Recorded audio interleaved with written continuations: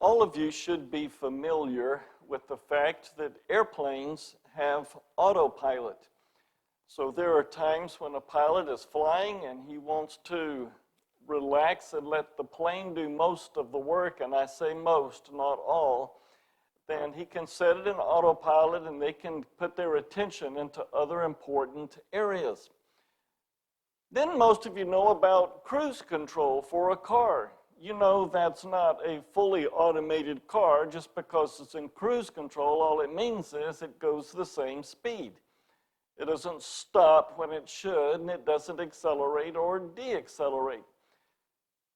But you should probably be hearing in the news that they're trying to move more and more cars to be fully automated, so that you get in a car that no longer has a steering wheel.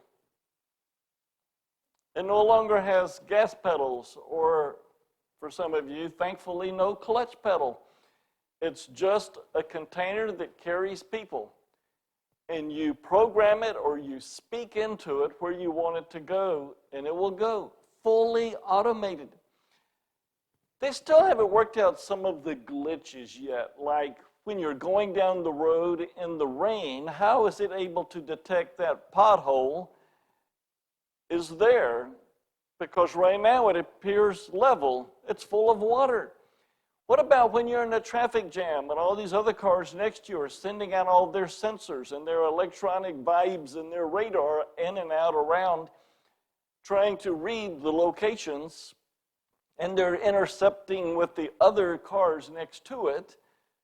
Then when they read the yellow lines, believe it or not, or the white lines on the side of the road to know which lane they're in, and then all of a sudden they're repaving the street and there are no lanes, so what are you going to do in those situations? So they're still working on those. I'm not too crazy about getting in a car that's that way, but that's what they're going towards. But I want you to see also an interesting little twist that goes with that. One of the reasons they are pushing for that is because of the atmosphere. Supposedly it's getting hotter every year. Climate change, supposedly. It used to be called global warming, but since they couldn't really measure it global warming, they had to change it to some generic phrase called climate change because it fit in with their agenda. So now they want to move to the electricity, and I thought it was interesting to read something about why the electricity. And it turns out it's because, or rather they're going to have it come from coal and those windmills, the wind vanes, and other sources to get the electricity. But what they don't tell you is they're using petroleum and coal and other resources to make the electricity so that you don't have to use petroleum and coal. Obviously, there's a lot of deception going on out there for us. But I want us to think about our lives being programmed similarly. God wants all of us, actually we are fully automated. God does not ever go into our lives, if you understand what I mean, to grab the steering wheel and force you to make a different decision. All of you are fully automated. But now we need to back up. Wait a minute. How does that work? When you think about the car, it's taking in all the information through sensors, through lights, through weight in the car, all these different devices and gadgets to check when a car is about to pass, when a lane is empty. It can actually read, some of them can read the lights ahead, red light, yellow light. So when you think about how the car works, you can see how our bodies operate as well. We take in all this information, and then our brain chooses, or rather decides what's best, and then our will makes the choice. Well, what I want us to think about right now is, where do we get all this information coming in? One of them would be our 5 senses. You smell something. You smell something burning. You sends a message to your brain. Something's wrong. We need to find out where the fire is. Your sense of touch, your sense of eyesight, your hearing. They all send messages to your brain. In addition to that, God speaks to you. You draw from your experiences. Other people speak to you. Satan speaks to you. All that information goes into your computerized brain, and you make a decision. Now, when we understand that, we understand this truth about your life being determined by what you believe. Everything you do is based on what you believe. If you have an itch, you scratch it. Why? Because you believe if you scratch it, it will be better. Every choice you make is because of what you believe. There might be one or two natural responses you do without having to think at all, but for the most part, every decision you make is because of what you believe. I would like for us to take that principle and go through the book of Romans over the next several weeks to find out what is true and how when we replace the things we've believed, which are probably wrong, and replace them with the truths of God's Word, all of a sudden it's amazing. Our cars are no longer driving off cliffs. By the way, I almost had that awful experience when I visited a new place in Tennessee, and I had my GPS on, and yes, it was back in more of the earlier days, and it said I needed to turn right at the street. And I looked to the right, and I didn't see a street. I didn't see much of anything. And I'm tempted. I even turned on God's heaviness said, don't turn. So I just put the car in park, got out and noticed there was a steep drop-off. The GPS recognized as a street, and I almost pulled into there. But if I had followed the direction of listening to GPS, I probably wouldn't be here today. And many of the decisions you make in life are determined by what you already believe about God and about yourself. That might not be noticeable or understandable at first, but we'll go through this. You'll be amazed how what you believe determines your behavior. I know I've mentioned things like this before, but I have in my hand a green and yellow rubber snake. I've had this thing for about 16 years. Do you know it even has written underneath it, made in China? I have had this for years. I've never fed it. In fact, I've kept it in a box most of the last 16 years. It's not a snake. Well, what would happen if I were to throw it out in the midst of you guys, and how would you respond? I mean, even if I had you hold it in your hands, would you be willing to place it next to your hand? Or would you have fear that it might bite you? You know in your head it's a rubber snake. But experientially, there's a lot of different stuff going on inside of you. And that's what we want to address in the next few weeks. What do you really believe, not up here, but in your heart?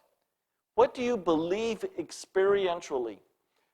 And with that in mind, we need to find out where to get the right sources of truth. So let's open up our Bibles to Romans. Today, the bulk of the passages will be in chapter 1. So in Romans chapter 1, I'd like for us to begin with this idea of where do you begin with truth? Because we don't want to fill our heads with lies and make wrong decisions. The first point we need to begin with is that truth starts with God. I know this is a simple phrase, but still it is a huge principle in the passage. Look at chapter 1, verse 25. They exchanged the truth of God. Now, if you own other passages that state specifically God is truth, and Jesus calls himself the way, truth, and life, and Jesus says the Spirit is the truth, and you'll have to go to passages outside of Romans to passages like John and 1 John. But I'd like for us to realize here when it says the truth of God, it really is saying that is the truth that comes from God. God is the original source of truth, not textbooks, not parents, not pastors, not professors, not politicians. Truth comes primarily, originally, from God. In fact, we've noticed the word theology in months past. The word theos means God, and logos can mean study of. So theology, your doctrines, your beliefs are entitled theology, and the word literally means the study of God. And it's true, it's amazing that our beliefs strongly come from what we believe about God. Now you see the turmoil in our schools today. If you completely remove the original source of truth, God, then what could they possibly be teaching? They can't be teaching truth if you've eliminated God. Now, 1 plus 1 still equals 2, even though God's name is not mentioned. The sun still comes up in the morning and goes down in the evening, so those truths still exist. But this foundational principle of life begins with knowing who God is. This is a huge, huge point for us. Let's go to the second aspect, and this is that we can know the truth. So since truth begins with God, it'd be easy for some people to say, well, then how could we ever know God? Well, that's what we'll cover now. We can know truth. And the first thing I want us to look at in chapter 1, verses 19 to 20, is we can learn truth about God in nature. Now that hits us kind of strange at first, but let's go ahead and read verse 19. Because that which is known about God is evident within them. Now if you read this in context, it's saying every single solitary person on planet Earth knows a little bit about God already within them. For God made it evident to them. For since the creation of the world, his invisible attributes, his eternal power, and divine nature have been clearly seen, being understood through what has been made, so that they are without excuse.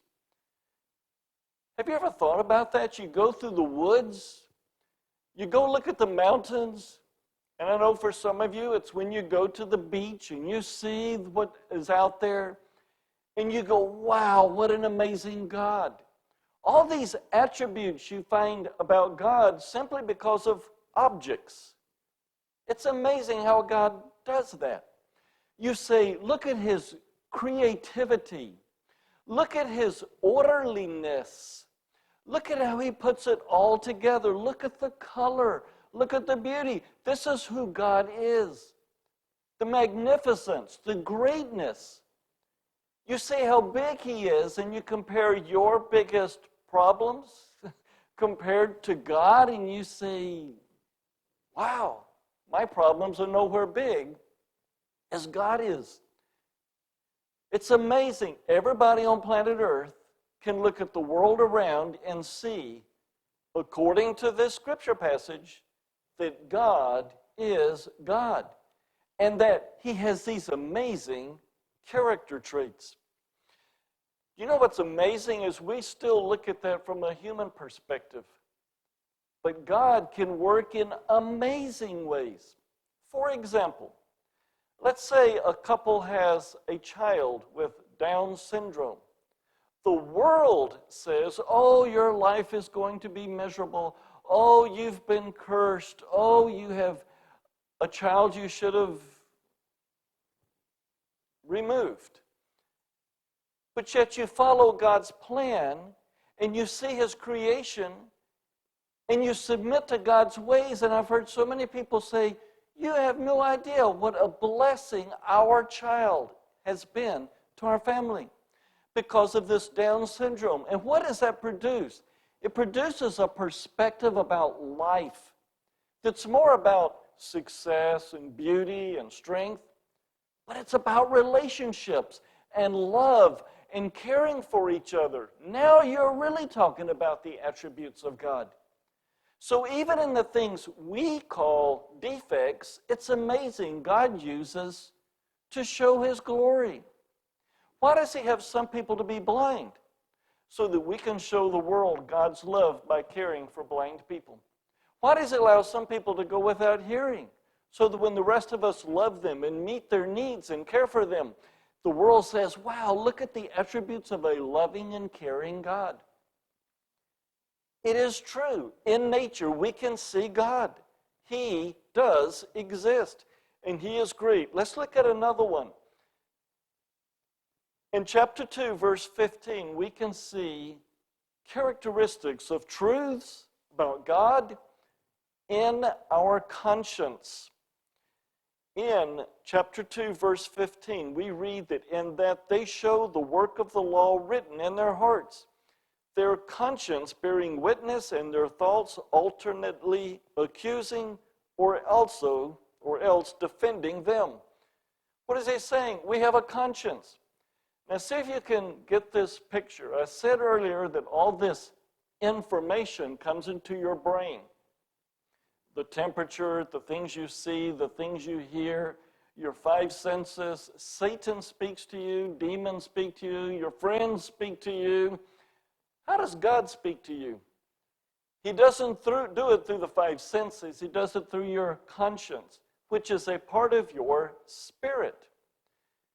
Now, you know when you're about to do something wrong, you get this feeling of, don't do it. There's this pain. There's this tension. There's this feeling of, don't do it. And the closer you are to God, the more you can feel Him speaking. And the further you're away from God, the more your conscience is seared and you can't hear Him when He says, that's wrong, don't do it. Sometimes God speaks and says, I'm in this. Give it your all. He speaks to you, alternately accusing or else defending the thoughts that we're about to do. So we can know God through our conscience. Let's move on to another one. This is in chapter 7, verse 7. We can know the truths of God in the Bible. So we see, this is Paul writing to the Romans, and he says, what shall we say then? Is the Old Testament law sin? May it never be. On the contrary, I would not have come to know sin except through the law. For I would not have known about coveting if the law had not said, you shall not covet. Can you imagine? People look at Paul as one of the greatest theologians ever, one of the most mature, one of the greatest Christian leaders of all time. And even he admitted he didn't know that coveting was wrong. If he wanted something from someone else, he just took it. But he didn't know it was wrong. I mean, other people probably said it. Oh, it's just your opinion. Oh, that's just old-fashioned. That's just your custom. But when he read it in the law, thou shalt not covet, he said, whoa, it must be wrong. So one way that we know God's truths is by reading God's Word. That's why in the next several weeks we are going to go through the book of Romans. Not necessarily word for word or verse by verse, but more doctrine by doctrine to see how they really do impact our lives when we understand them and apply them correctly. We've noticed first that God is the true source of truth, and we've seen that we can know them. I'd like for us now to see how some people, maybe all of us, mishandle truth. So the third section of the message is we can mishandle truth. And the first subsection is that we can suppress it. When you go back to chapter 1, we see in verse 18 that for the wrath of God is revealed from heaven against all ungodliness and unrighteousness of men who suppress the truth in unrighteousness. We don't want to hear it. I don't want to stop doing my fun. Oh, I'm not going to listen to God anymore. I don't want to hear it. I'm not going to go to church. I don't want to hear what the preacher says. I don't want to read the Bible. I don't want to hear what my parents say. We suppress it. Sounds like the pilot back in 1984 who had his plane on automatic pilot. He was in the Avianca airplane when it started saying, "Pull up. Pull up."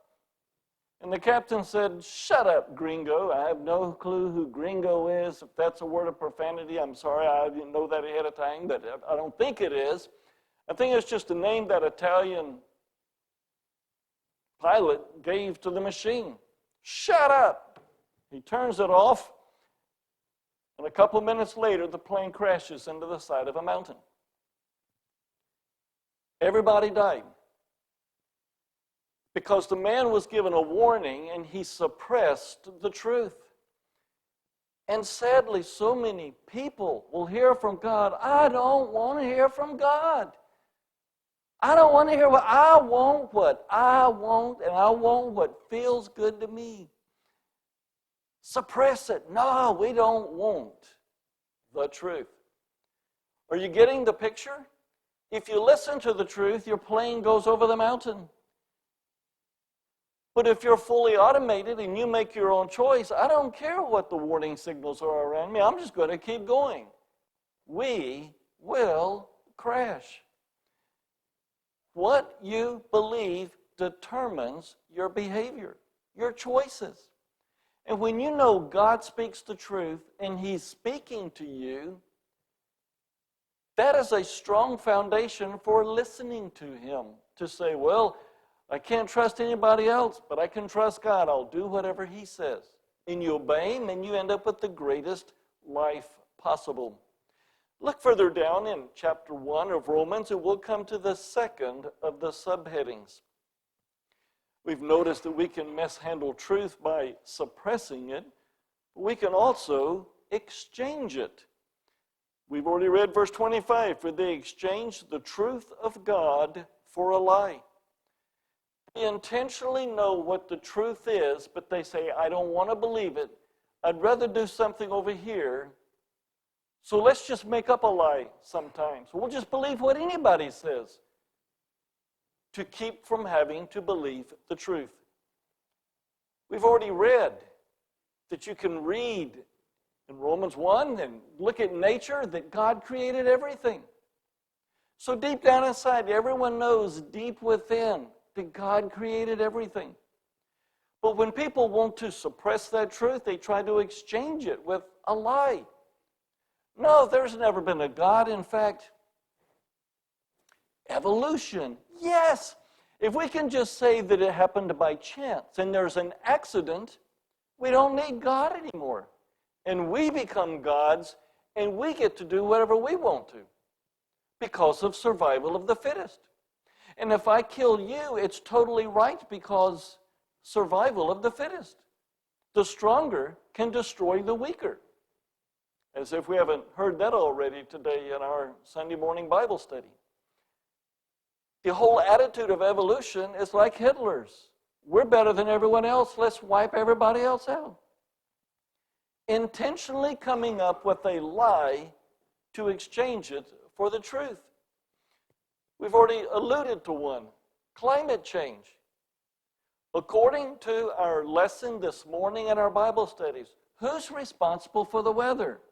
God is. But the meteorologists and the politicians, for the most part, will not credit God. They say it's the credit of El Nino, or they'll credit the other political party because the other party's bad. How that fits in with the weather, I don't know. But it's because of all these gas emissions. No, it isn't. The God of this universe determines our weather, period. End of subject.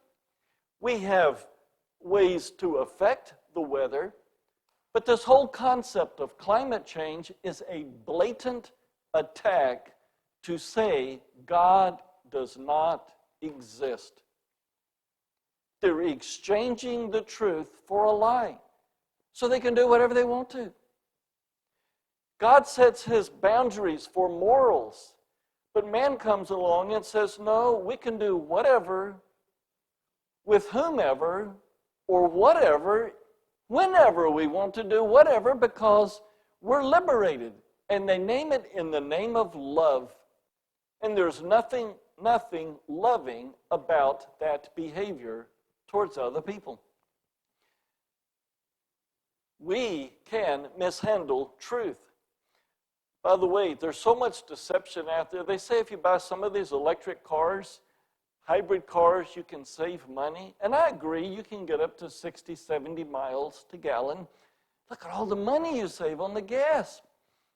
What they don't tell you is, after 100,000 miles or so, you have to replace your huge battery, which costs between, according to one website, between $5,000 and $15,000. How are you saving money?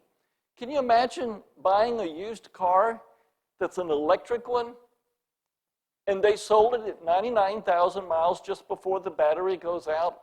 So you buy this car $1,000 less than what it was originally retail for, and after you buy it, you have to spend an additional $10,000 for a new battery. There's so much deception out there, and our choices are always based on what we believe. Let's move to another area of mishandling truth. We disobey it. When we go to chapter 2, verse 8, we see these words, "But to those who are selfishly ambitious and do not obey the truth, but obey unrighteousness, wrath, and indignation, and other." So some people mishandle truth simply by disobeying it. They know it's the truth, but don't want to. I'd like to move on to the fourth area, final way to mention that's listed in Romans as a way to mishandle truth, and it's withholding it. When we come to chapter 2, verse 20, we see, and you have to read this in context, but it says, "A corrector of the foolish, a teacher of the immature, having in the law the embodiment of knowledge and of the truth." And when you read the rest of the context, they were not sharing it with other people. They withheld it. Sounds like a guy who used to work for a company I worked for delivering freight. He was the one primarily responsible for delivering freight, while the rest of us spent our time doing furniture. He knew the locations of all those customers, so he ended up with an advantage. If he gets to have the easier job, he can, because he's the only one who knows where all these companies are located. I asked him about coming up with a list so the rest of us could know, and he said, "No way." I say, "Why not? Why do you not want to help the rest of us?" He said, "Job security." He thought if he could hold on to all the information, they would make himself more valuable. All of us human beings, we have our moments when we withhold truth, thinking somehow or another it makes life better. But in context with this, the Jews were not sharing the truth with the Gentiles. They were depriving them, not letting them enjoy a relationship with God. Well, we've looked at ways how to mishandle truth. I'd like to move to this last section, which is that we can obey the truth. We've had this passage already read, but let's look at chapter 6, beginning with verse 16. "Do you not know that when you present yourselves to someone as slaves for obedience, you are slaves of the one whom you obey, either of sin resulting in death or of obedience resulting in righteousness? But thanks be to God that though you were slaves of sin, you became obedient from the heart of that form of teaching to which you were committed. And having been freed from sin, you became slaves of righteousness. I'm speaking in human terms because of the weakness of your flesh. For just as you presented your members as slaves to impurity and to lawlessness, resulting in further lawlessness, So now present your members as slaves to righteousness, resulting in sanctification. What is the passage saying? It's saying, you will do whatever you believe is right or best. And if you choose to do sinful things, it's because you've chosen to believe the lies. If you do what's best and right, you do it because you've chosen to do what's right.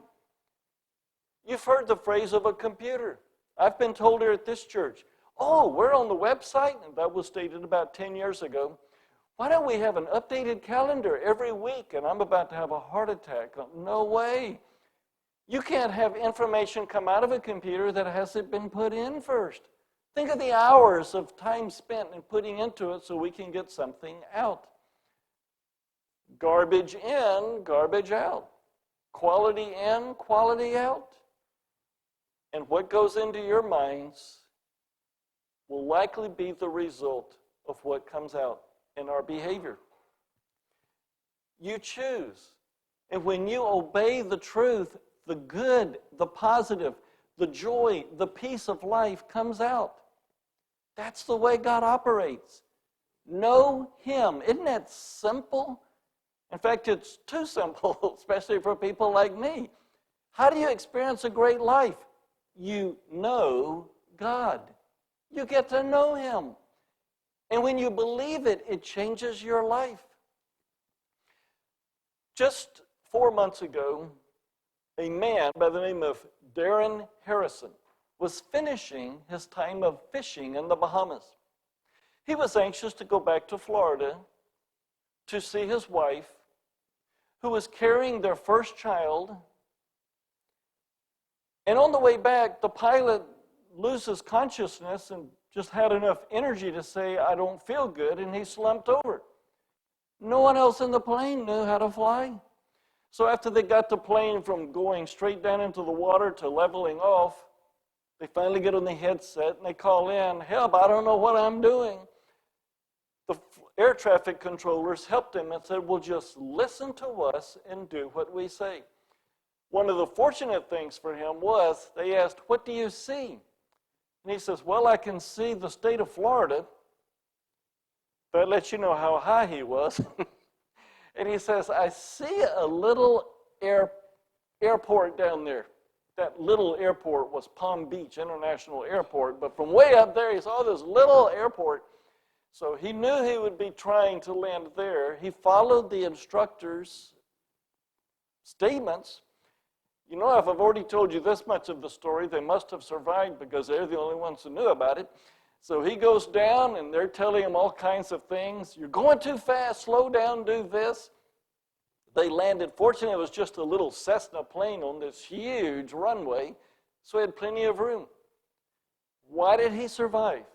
He listened to his orders. And he trusted the guy. He trusted in the air traffic controller to speak the truth, and he landed safely. When we obey the truth, we get the blessings. I want to end the message with this concept. What you believe determines your behavior. Many of you know of the Danish author Hans Christian Andersen. I've heard the name. If you had asked me ahead of time what things he's written, I wouldn't have known. Turns out I think one is The Little Mermaid. I think he's the original author. But one of his stories is The Man Who Had No Clothes. The story of the king who discovered, oh, what do you have here? And the man had nothing on the tabletop. And he said, oh, these are clothes that are invisible only to the person who wears them. He talked the king into the wearing them, and king is going down the street without clothes on. And none of the people wanted to speak the truth, lest it would embarrass him. And supposedly, the story ends with the child yelling out loud, look, that man has no clothes on. That picture illustrates us if we don't follow the principles in the next several weeks. People look at us and go, what's wrong? And the answer is we've believed the lie that we're not invisible. We believe the lie that says nobody can see me. And they can. Let me remind you of John chapter 8 when Jesus said, you guys have believed lies. And the religious leaders laughed. What are you talking about? We're not in bondage. We don't believe any lies. We all do. Everybody in this room. Yours truly does. We all have believed lies, and we live them as if they are true. Maybe some of these fit you. I'll never be good enough. And that might not be true up here, but it's possible it's down here. And when you mess up, you cringe and you think, see, I just can't ever do anything right. I'll never be good enough. I need to take matters in my own hand. Evolution is real. The earth is millions and billions of years old. God commands us to go to church. That's a lie. By the way, the truth is, God commands you to love Him. He doesn't command us to do all these things. How would you women like it if your husband said to you, I love you? Well, why did you say that? Because I have to. That just stirs your heart, I'm sure. Because he was commanded by the preacher. You have to say, I love you to your wife. So he does it. God doesn't command us to go to church. And now that we're Christians and we can't lose our salvation, we can just sin all we want. Oh, really? And if you believe that, your behavior follows. Why does a loving God allow so much evil? That whole question is twisted. If we continue to battle against temptations, we must not be Christians. Oh, did you see what that person did? And they call themselves a Christian. No Christian would ever do that. Really? I got the opportunity to hear the gospel because God knew I was a good person. I need to please all people to bring about peace. Just do anything to bring out peace. Just make this person happy. Make that person happy, even though it contradicts what that person wants. And then do whatever this person does just to bring about peace. That's not how you bring about peace. Getting old is a curse. That is a lie. If people see me wearing my glasses to church, they might think less of me. That might be true, but that has nothing to do with me.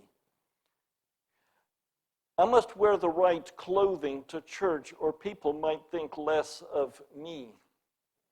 I can't confess my sins in front of people because people might think less of me. I can't join a church of a different denomination.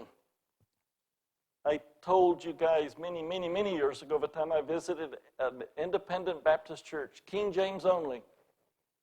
I've been preached at multiple times indirectly from them. Anyone outside of King James is a child of the devil, and Then I was encouraged to go to one of their mission conferences. After the event, after being beat down again, I went to see some of the missionaries, and one of the missionaries said something that kind of made me turn my head, like, okay, they didn't get their translation, which they believe has to come straight from King James. And I just simply asked the question, what was that again?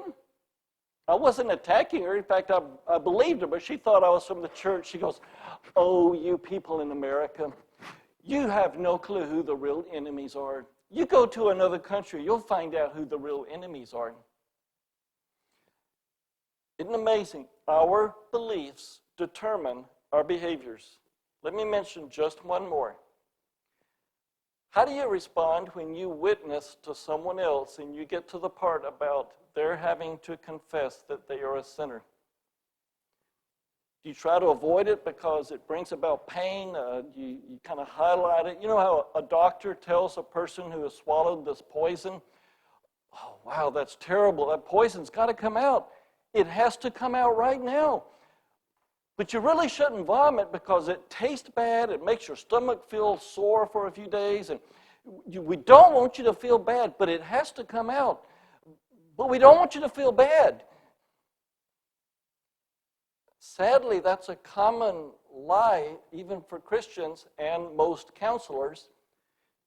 They need the help. They absolutely must confess their sins, but we don't want them to do it because they might feel bad.